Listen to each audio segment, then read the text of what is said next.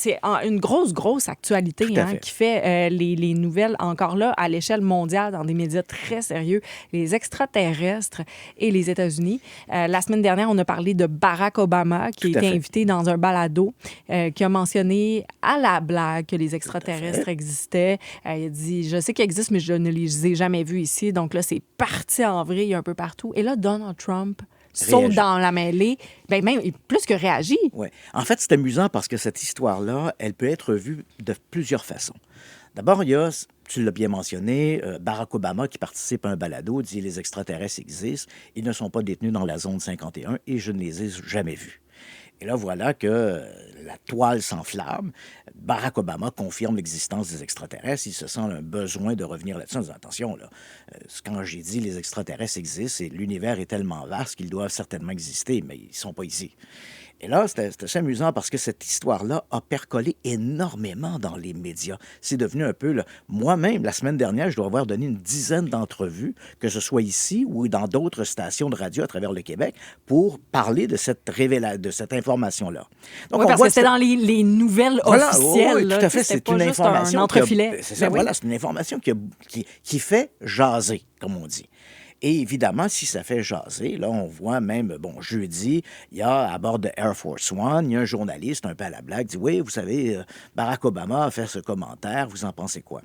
Et là, il va dire deux choses, Donald Trump, qui sont très intéressantes. Il dit, un, Barack Obama a révélé des informations confidentielles, et deux, dans la même journée, en soirée, il annonce qu'il va rendre public les dossiers sur les ovnis. Et c'est pas anodin, parce que à partir du moment où Barack Obama a un peu reculé, hein, ou à tout le moins a précisé sa pensée en disant non, non, les extraterrestres existent, mais ailleurs dans l'univers, moi je les ai pas vus, il y a toute une frange complotiste qui a dit ah ah, si Barack Obama recule de cette manière-là ou précise sa pensée, c'est peut-être parce qu'on l'a forcé à revenir en arrière. Donc il aurait été menacé ou on l'aurait intimidé. On lui a tapé sur les doigts. Là. Il a fait Clapé sur quelque les chose doigts. qu'il ne Voilà. devait pas Donc, faire. ça a beaucoup percolé dans les milieux complotistes.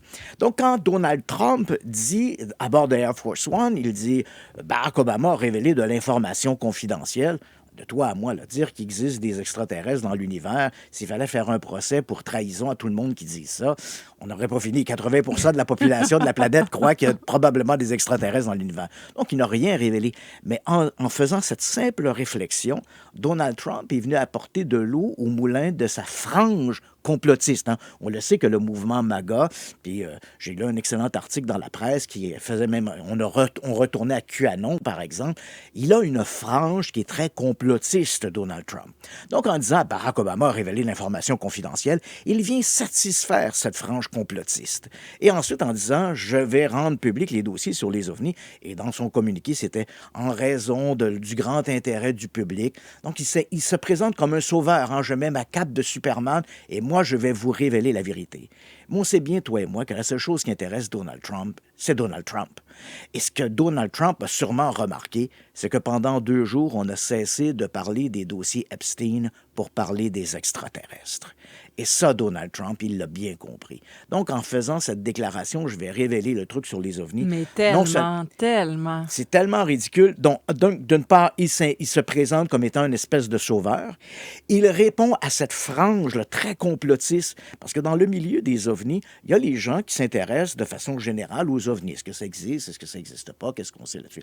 Et tu as une frange, là, vraiment, puis je l'ai côtoyé, cette frange-là, pendant des années. Là. Ce sont des gens qui sont très embrigadés. Là. On est presque dans le discours religieux. Là.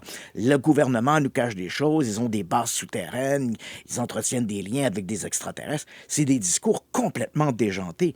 Et ces gens-là font partie, un grand nombre d'entre eux font partie de cette frange MAGA. Mais là, maintenant que Trump alimente ces Oui. personnes-là avec sa réaction à ce qui était dit par Barack Obama, il ajoute quand même qu'il va rendre public Voilà. les documents. Et à Donc quoi ça, c'est s'attendre? pas supposé... Ouais, à quoi À s'attendre? quoi Ça va pas calmer tout le monde? Oui, ça, c'est amusant parce que dès qu'il a fait cette annonce-là, il faut savoir qu'aux États-Unis, en 2022, on a mis en place un organisme qui s'appelle le HARO, hein, en traduction française, Bureau d'identification l'identification des anomalies dans tous les domaines, justement pour s'occuper de ces histoires d'OVNI, dont on avait délaissé le sujet à partir de 1970. Et donc, l'ARO, depuis quelques années maintenant, enquête sur des histoires d'OVNI, mais principalement des observations rapportées par des pilotes dans le milieu militaire, des pilotes ou des gens du milieu militaire. Et dès l'annonce de Donald Trump, il y a un des membres de l'ARO qui a dit « Mais il n'y a rien à révéler. Nous, on enquête sur ces sujets-là au quotidien, puis on est un organisme étatique. Là. Ça n'existe pas, ça, des dossiers de bases secrètes puis de rétro-ingénierie sur des ovnis. C'est du mythe. C'est un mythe. Il n'y a rien à révéler. Il n'y a aucun document à publier. À part peut-être un document qui dit qu'il n'y a rien? En fait, il y a sûrement, à travers l'histoire, ce que l'on constate, en fait, il y a des documents sûrement secrets, mais pas dans le sens que les amateurs d'OVNI voudraient que ce soit. Au fil du temps, on a des dossiers qui ont été rendus publics et qui nous ont révélé que les OVNI ont souvent été proches du milieu militaire et ont souvent servi à dissimuler des projets secrets. Et j'en donne un bon exemple que tout le monde connaît. On a tous entendu parler de l'affaire de Roswell, un ovni écrasé, récupération d'extraterrestres. Et le lendemain, l'armée dit c'était pas un ovni, c'était finalement un ballon sonde. Pourquoi on a fait ça? En fait, il y avait vraiment une dissimulation. On a voulu cacher quelque chose. Mais c'était pas des extraterrestres qu'on voulait cacher. Ce qu'on a voulu cacher, c'est ceci. Et ceci, c'est un morceau de l'objet de Roswell. Là, tu viens de me montrer une espèce de feuille de papier d'aluminium. Oui. En fait, en 1947, les Américains, les militaires, utilisaient ce papier-là, un mylar aluminisé qui n'existait pas dans le domaine commercial. Et quand on le plie, il reprend sa forme. Hein, c'est tout un bruit dans nos oreilles. Et quand on essaie de le déchirer, ça ne se déchire pas. Donc, si tu n'étais pas un militaire et tu n'étais pas proche d'un projet qui s'appelait le projet Mogul, tu n'avais jamais vu un papier comme celui-là. Il avait été inventé durant la Deuxième Guerre mondiale. C'est Dupont qui en avait le brevet et Dupont le fabriquait uniquement pour l'armée américaine, pour faire des enveloppes de ballons. Donc, quand les gens ont trouvé sur leur ranch, un fermier a trouvé sur son ranch des débris métalliques, il disait « C'est comme du papier d'aluminium. Quand je le plie, il se défroisse. Il n'y avait jamais rien vu de semblable. » C'est normal. Mais ce n'était pas un objet extraterrestre. C'était un nouveau matériel. Il aura fallu des années, en fait pratiquement 30 ans, pour découvrir finalement qu'on avait utilisé l'histoire des extraterrestres pour cacher un programme militaire. Et les dossiers qui sont sûrement secrets encore aujourd'hui et qui vont probablement être révélés, vont simplement révéler qu'à plusieurs reprises, les militaires ont utilisé la croyance populaire des extraterrestres pour dissimuler soit des vols d'avions espions, soit de nouveaux matériaux, ou des situations un peu embarrassantes pour récupérer des débris de satellites soviétiques, en faisant croire que c'était peut-être une soucoupe volante. Mais l'idée de trouver des bases souterraines avec des extraterrestres de la rétro-ingénierie, ça, c'est du fantasme. Il n'y en a pas. Moi, j'ai hâte de voir ces documents. Je le mets entre guillemets. Ouais. Christian Page, on s'arrête pour une pause. Je pense que pendant la pause, on va faire une petite démonstration. Je vais te filmer avec ton papier. Okay. Que nos auditeurs aient une image. Du bruit qu'ils ont entendu. Du bruit qu'ils viennent d'entendre. Mais c'est quand même... Moi, j'avais jamais vu ça, ce papier. C'est quoi le nom déjà? C'est du mylar aluminisé.